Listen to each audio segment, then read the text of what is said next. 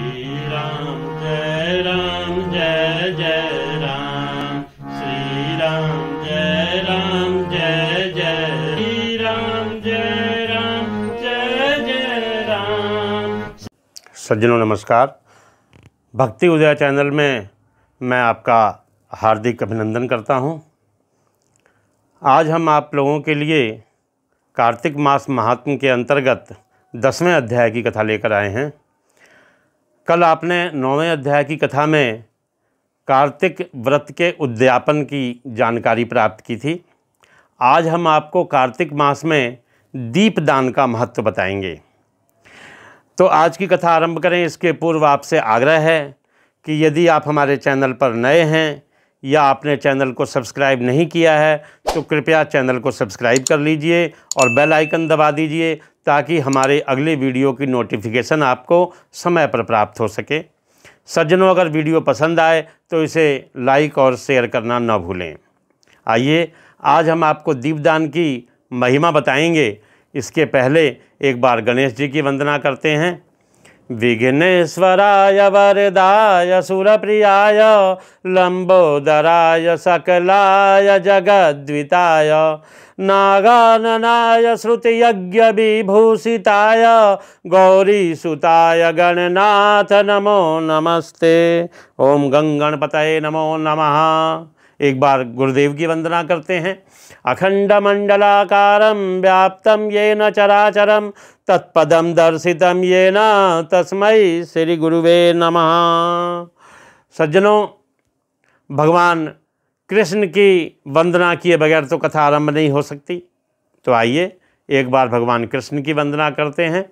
सच्चिदानंद रूपाय विश्वोत्पत्त्यादि Hathaway तापत्रय विनाशाय श्री कृष्णाय वयं नुमः।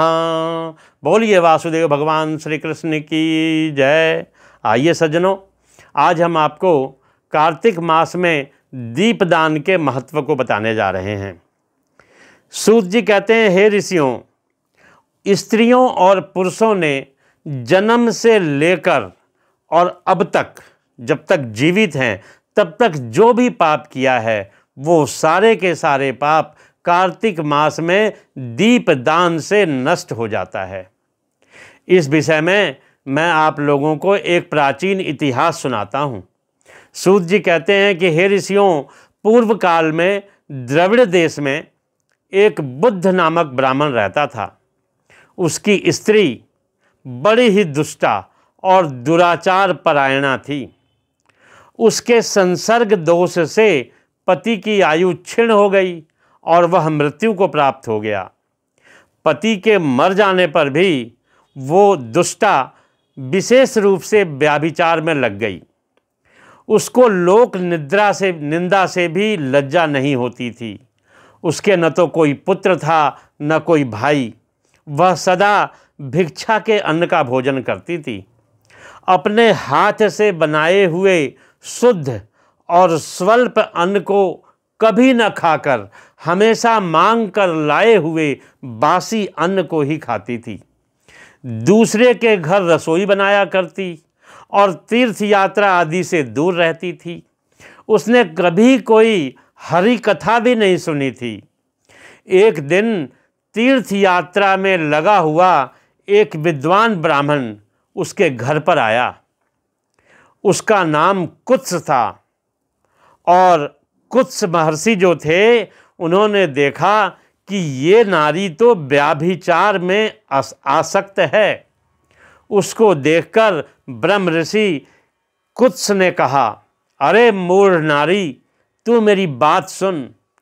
पृथ्वी आदि 5 भूतों से बने हुए और पीप तथा खून से भरे हुए इस शरीर का जो केवल दुख का कारण है तू क्यों पोस रही है? अरे यह देह पानी के बुलबुले के समान है। एक दिन इसका नाश होना निश्चित है। इस अनित्य शरीर को यदि तू नित्य मानती है तो अपने मन में बैठे हुए इस मोह का त्याग कर दे। सबसे श्रेष्ठ देवता भगवान विष्णु हैं। तू उनका चिंतन कर, उनकी लीला कथा को आदर से सुन और जब कार्तिक का महीना आए तब भगवान दामोदर की प्रीति के लिए स्नान दान आदि करके दीप दान दे। भगवान विष्णु की परिक्रमा करके उन्हें प्रणाम कर।